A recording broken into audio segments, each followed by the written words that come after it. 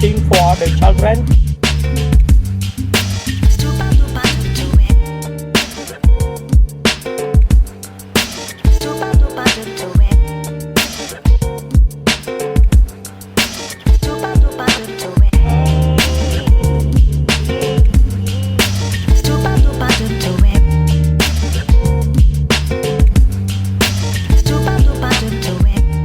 On est à Battambang aujourd'hui et je me suis pris une journée de tuk-tuk pour visiter tous les alentours de Battambang. Donc ce matin j'avais besoin d'un café, donc il m'a emmené dans un café local. Donc je me suis assis avec plein de Thaïlandais à boire un petit café qui est bien sympa parce que vous avez du café et dedans il a mis une espèce de crème avec du sucre dedans. C'est très très bon. Et ensuite il m'a emmené voir le marché central.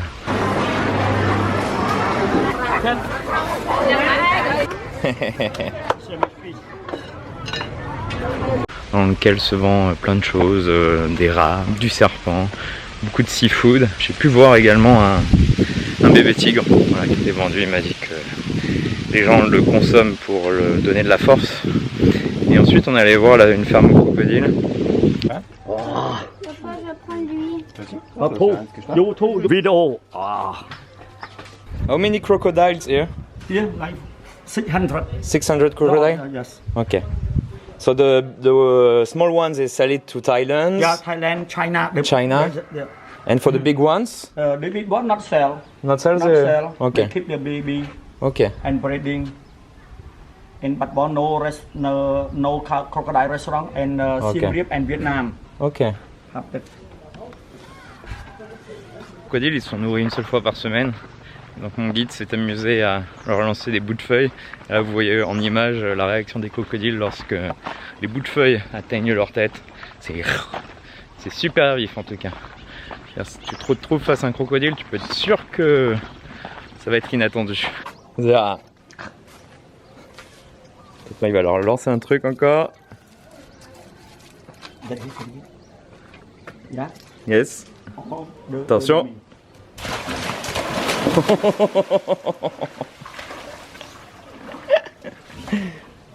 They're angry. Yes. Alors il faut pas le dire à la dame parce que c'est interdit de faire ça. And how old is him? Holding? 6 months? Oh, but this one 14 months. 14 months, okay. But this one for 5 months. 5 months. Okay. You have photo look at that also. Yes. Ensuite, il m'a emmené voir le musée de la torture par les Khmers.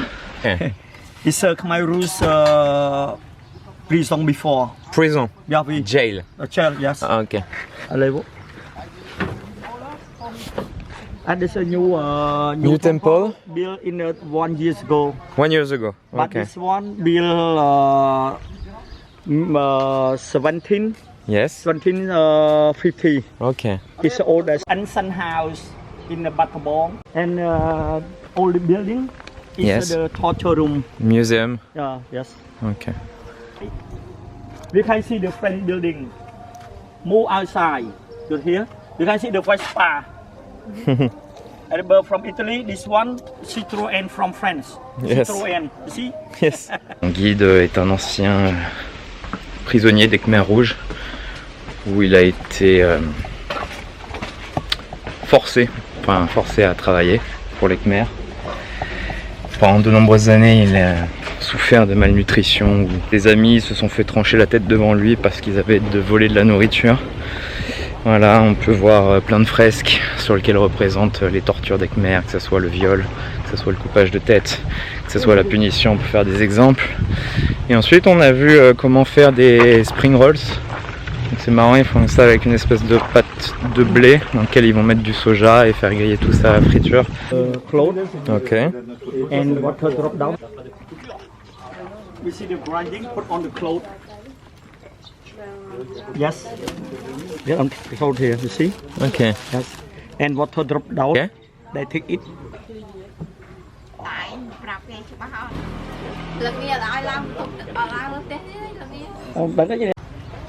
After the sun, Yeah. it's this. Yeah.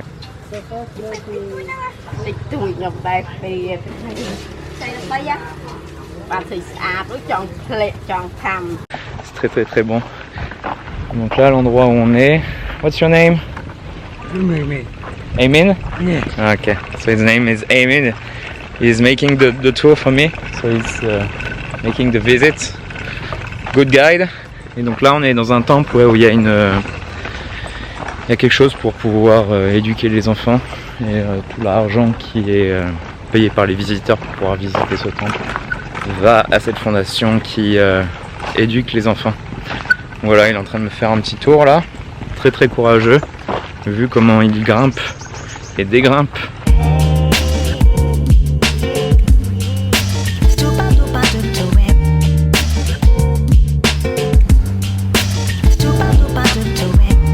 Alors là, c'est complètement inondé.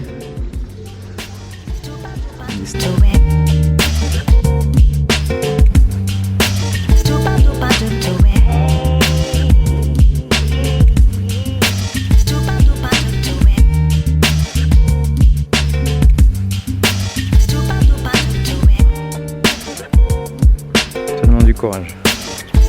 Alors là, on est en train de rentrer dans un temple. J'ai pas trop compris ce qu'il m'avait dit. Je sais pas trop l'histoire de ce temple. On y rentre là. Ouf. Good. Ça avait des moines derrière moi.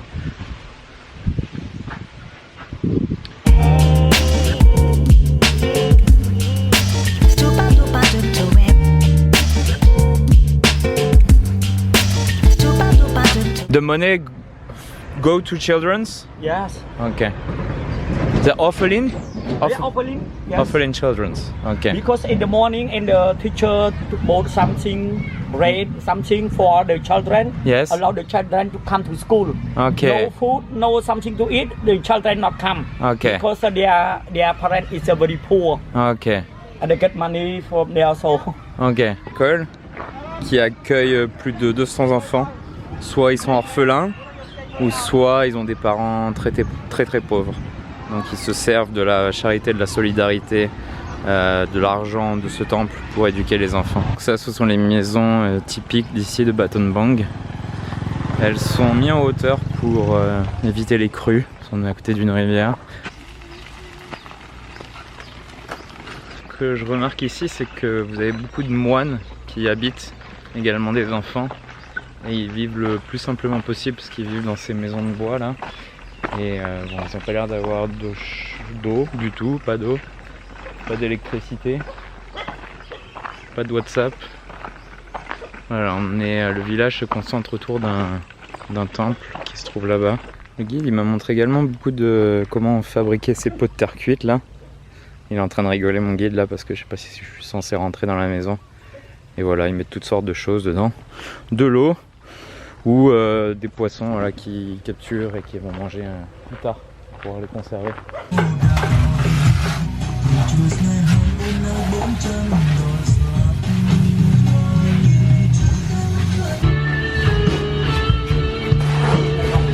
And some tourists, they want to know how to make in the jar.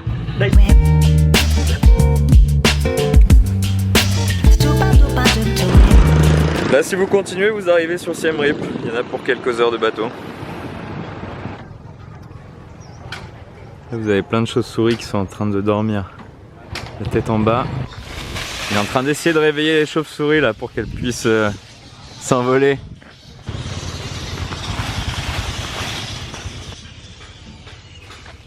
Why do you burn something? They burn the smoke fly out. Yes. They fly Ah, ok. like the bird.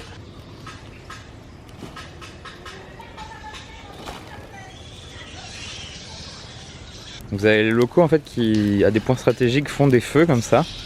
Parce que vous avez toute une colonie de chauves-souris qui viennent s'installer dans les arbres. Et quand ils en veulent plus, ben voilà, ils allument le feu et comme ça, elles s'envolent.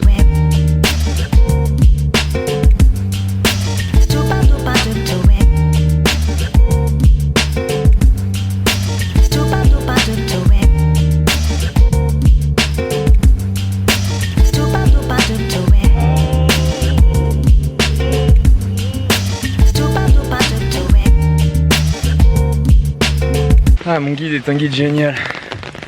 Il vient de pleuvoir là sur le Cambodge, ça fait une petite demi-heure qu'il pleut à grosses gouttes. Et il a prévu un parapluie. Je commence à être essoufflé parce qu'on va voir un temple en haut de la colline.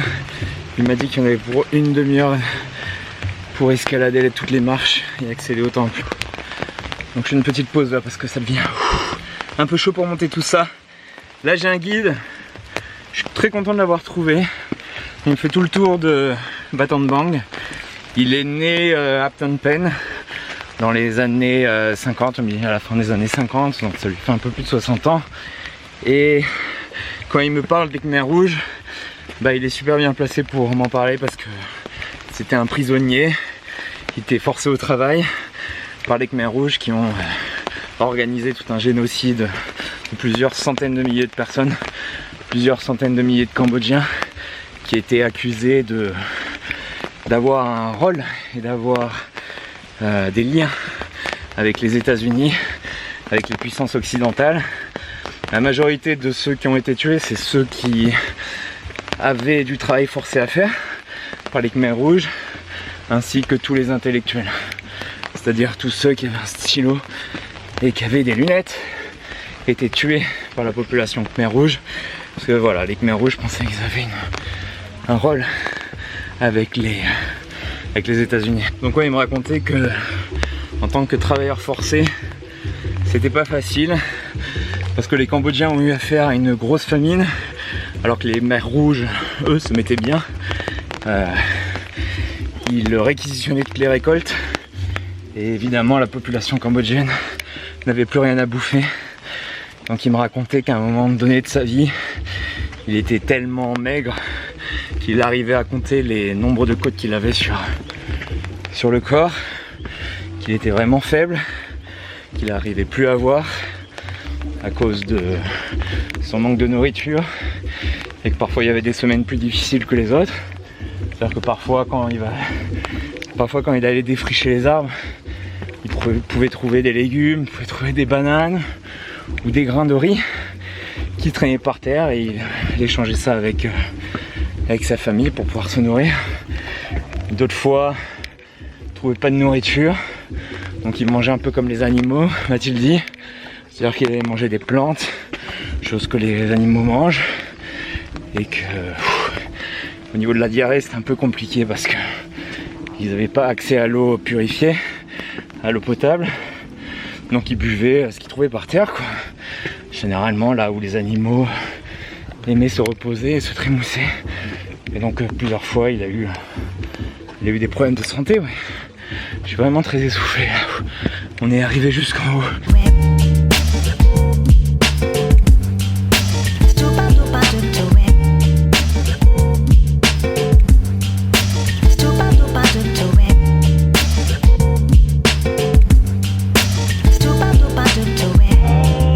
Vous avez souvent des têtes qui sont coupées comme ça. Donc soit ce sont les anciens rois qui ont volontairement coupé les têtes suite à leur nouvelle souveraineté, soit c'est du pillage. C'est-à-dire que quand les temples ont été découverts, il y a eu beaucoup de pillage qui a été organisé.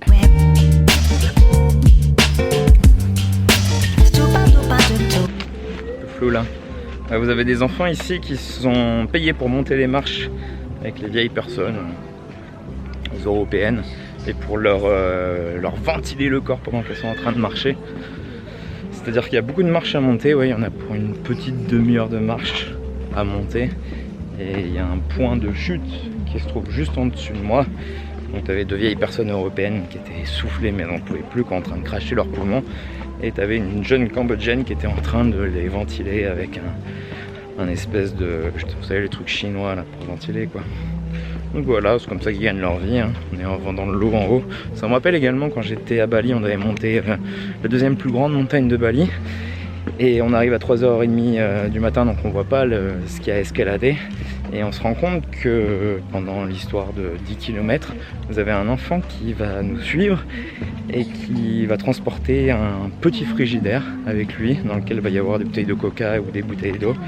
Et leur but c'est évidemment de vous vendre ces bouteilles lorsque vous arrivez à un tel point d'essoufflement que vous n'avez plus le choix de vous hydrater.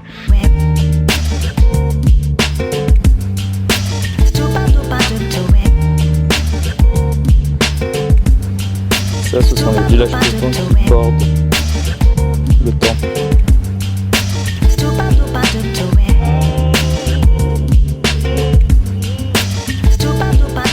Alors je suis dans un village de moines. Ici autour de tous les temples vous avez des constructions, vous avez des habitations dans lesquelles les moines vivent. Vous avez des espèces de babouins. Donc on est sur une des plus grosses collines de Battambang. Je vais prendre un motorbike taxi pour pouvoir m'y rendre. J'étais avec le parapluie comme ça, c'était beau à voir. Et là on arrive dans des caves. Et là je vois des moines en bas. Et ouais, les caves elles sont assez fascinantes. Je vais vous montrer ça tout de suite. Moi je m'attendais à voir des singes, mais comme il pleut, ils doivent bien se garder d'apparaître. Je sais pas trop où je mets les pieds là. Waouh! Incroyable, en plus il y a des escaliers pour pouvoir aller en bas. Pas descendre. On va aller dans l'autre cave. Celle qui se trouve ici là.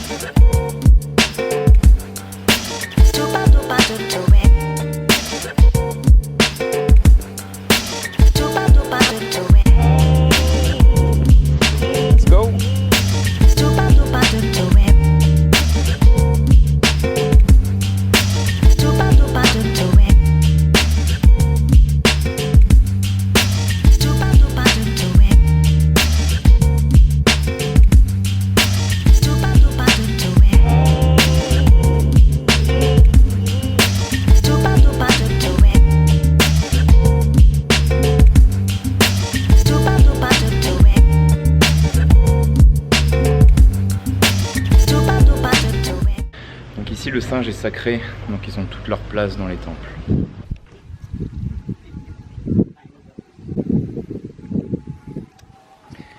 Il a pas l'air commode lui. Il y a un touriste qui s'est approché de lui pour prendre une photo, il a sorti les dents.